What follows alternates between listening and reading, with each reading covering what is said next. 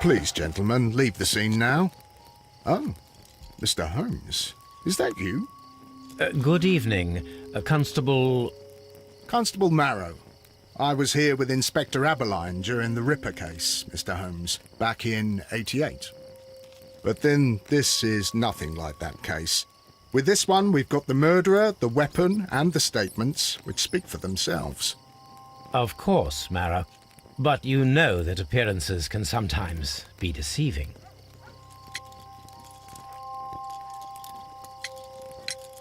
Who were the victims? The two men here, both shot. The stat fellow was Brian Vercotti, a well-known ruffian. The other, Kenneth Butler, a jeweller by trade. You spoke of statements. You have witnesses?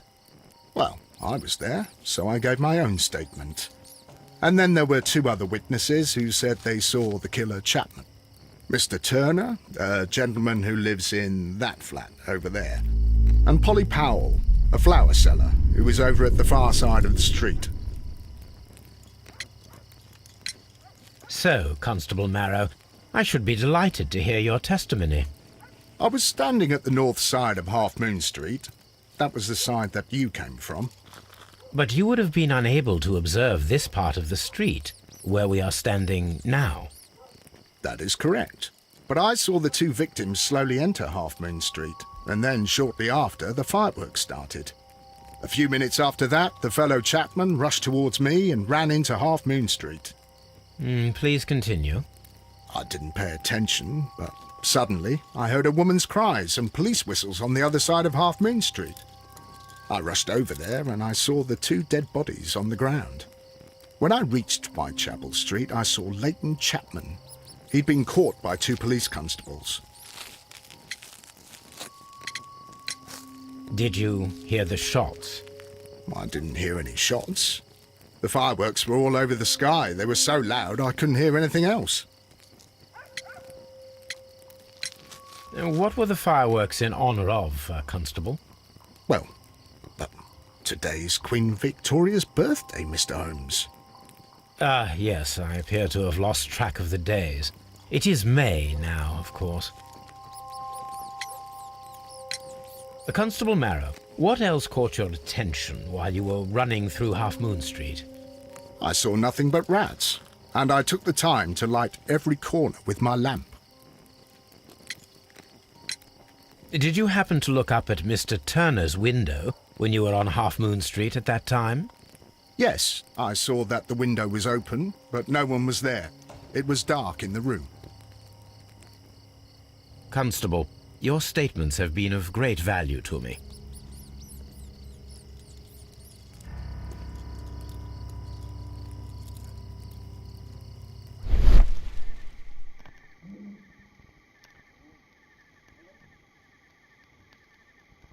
A piece of wood that has stuck between the cobblestones. Let us take a closer look.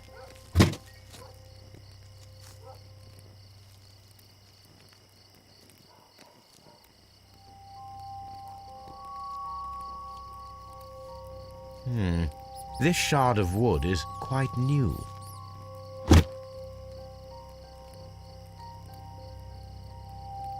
The bullet struck his head. This man didn't stand a chance.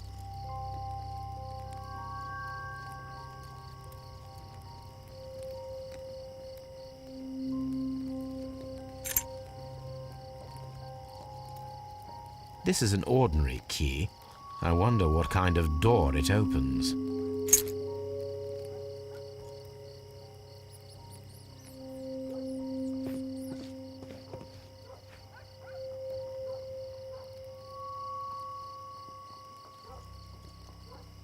A tattoo from Westgate Prison.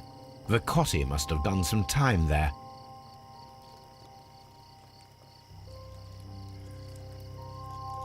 He tried to stop the bleeding with his hand. Death was not instant. The bullet penetrated his stomach, a dreadful wound.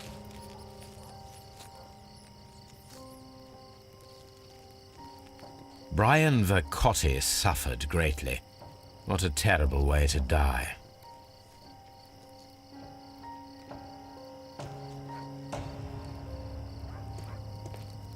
A fairly long pole with a forked end.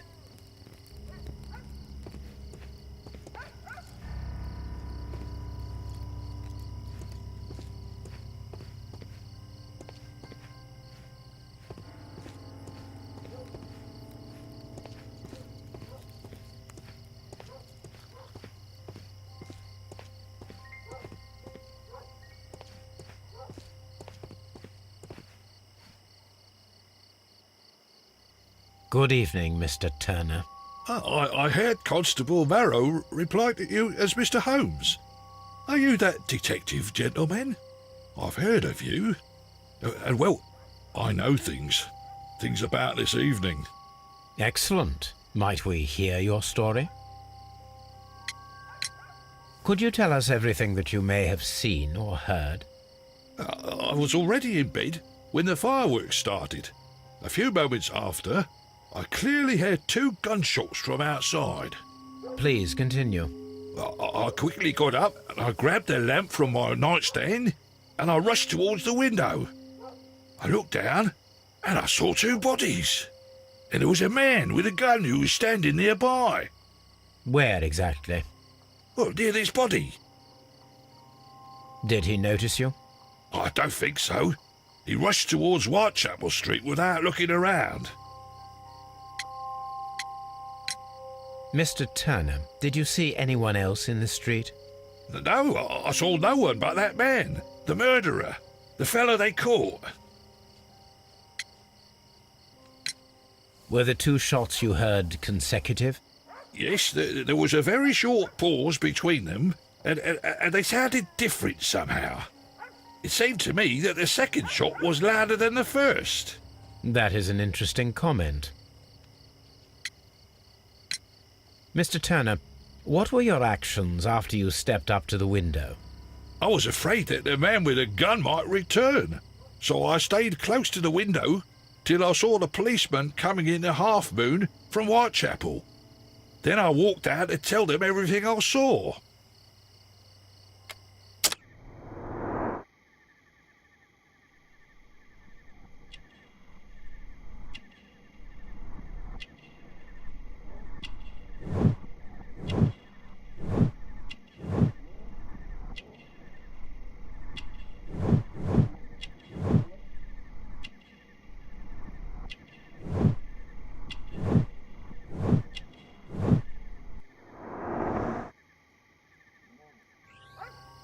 You have helped us a great deal, Mr. Turner.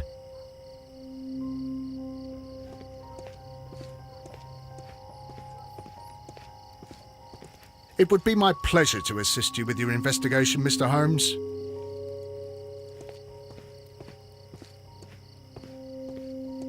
Mr. Holmes, did you see my brother at Scotland Yard? Is he all right?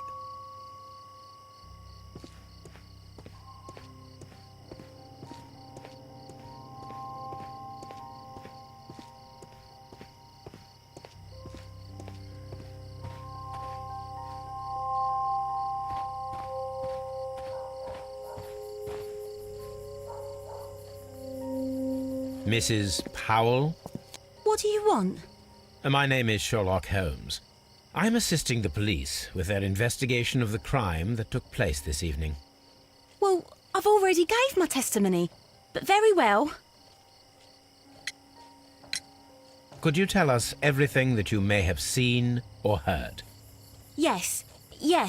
I was selling my flowers as usual, and then the fireworks began, in honour of Queen Victoria. I enjoyed those.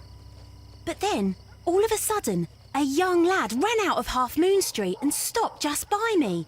He had a gun in his hand. He was like a ghost, and all covered in blood. It was dark, but I could see him, because of the flashes from the fireworks. And then? I screamed as loud as I could. I knew that a policeman should be on duty in the vicinity. He had no time to escape. 2 constables got him. Then another constable came out from the very same street, and I heard him talking of a horrible murder. Mrs. Powell, did you hear the gunshots? I'm not sure. You know, what with the fireworks? Did you see anyone else leaving Half Moon Street? prior to or at the time of the crime? No, sir, I did not. Even with all the fireworks, I was very attentive, as I'm always on the lookout for customers. My thanks to you, Mrs. Powell. I suppose that I shall have to move my stool now.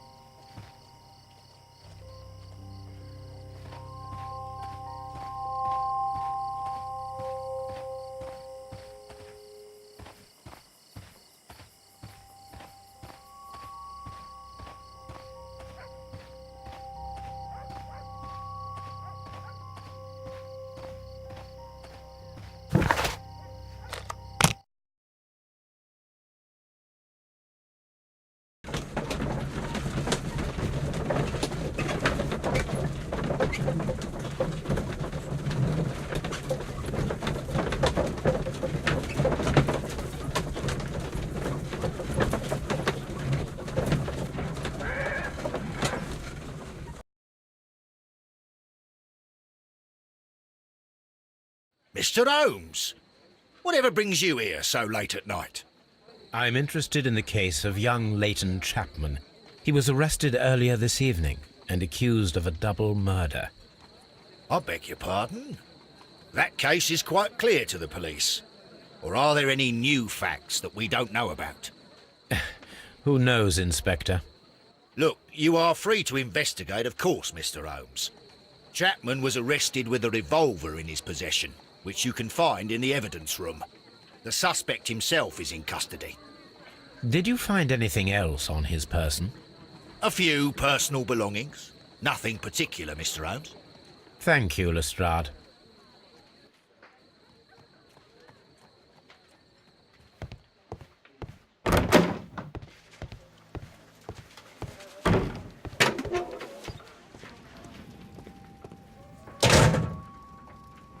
So this is the gun that Leighton was holding when he was caught by the police.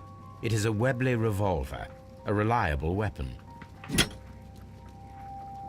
It seems as though the shells were not removed from the cylinder.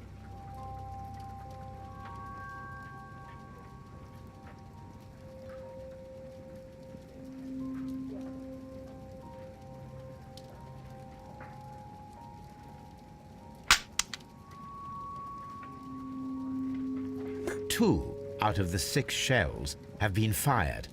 There were 2 shots. A cheap watch, bought with his own money, no doubt.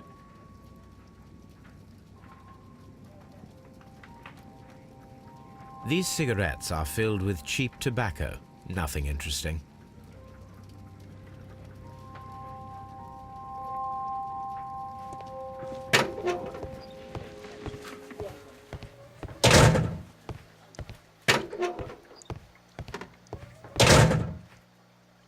Please escort this suspect for interrogation.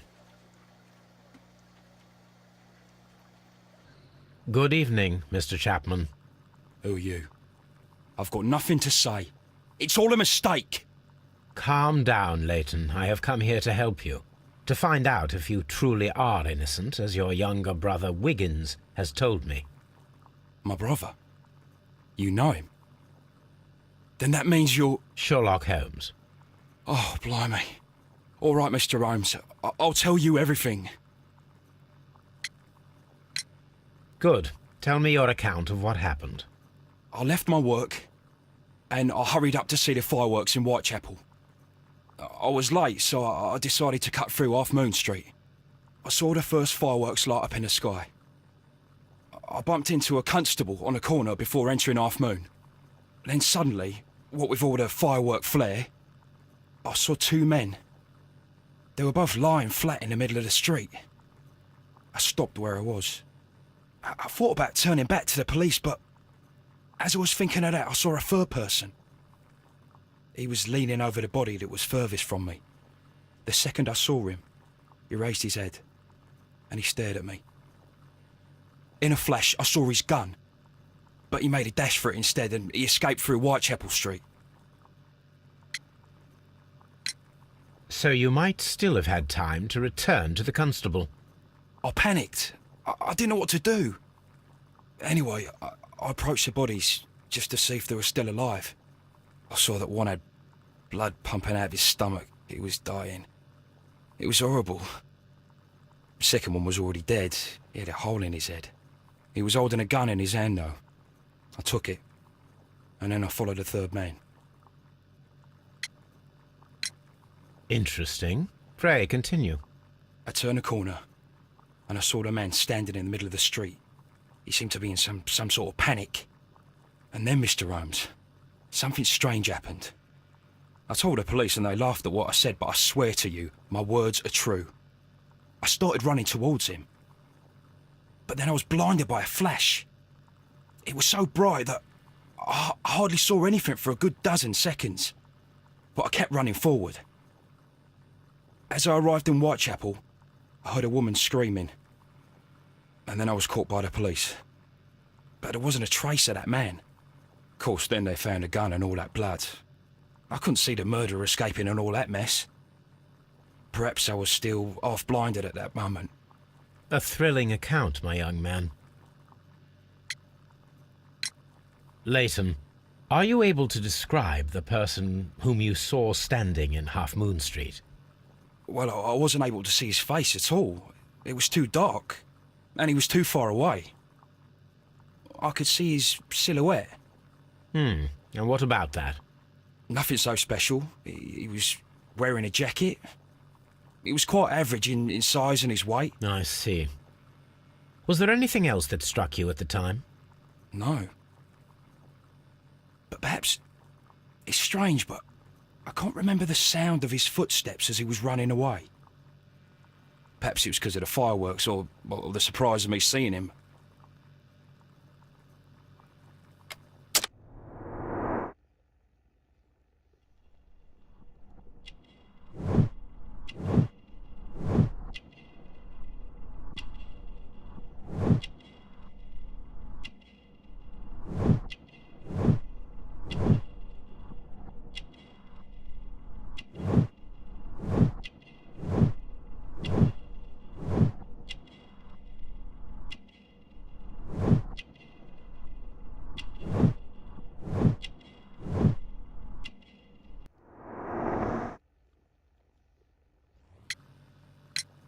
Leighton, I confess I am puzzled. Why should a young lad like you take a gun from the hands of a dead man and set off in pursuit of a probable killer? I know. I keep wondering that, but at the time it was like a reflex. A criminal ought to be arrested, and he was armed. You were willing to risk your life. That was a little foolish, unless you wanted revenge. No, Mr. Holmes. I was just being brave and stupid.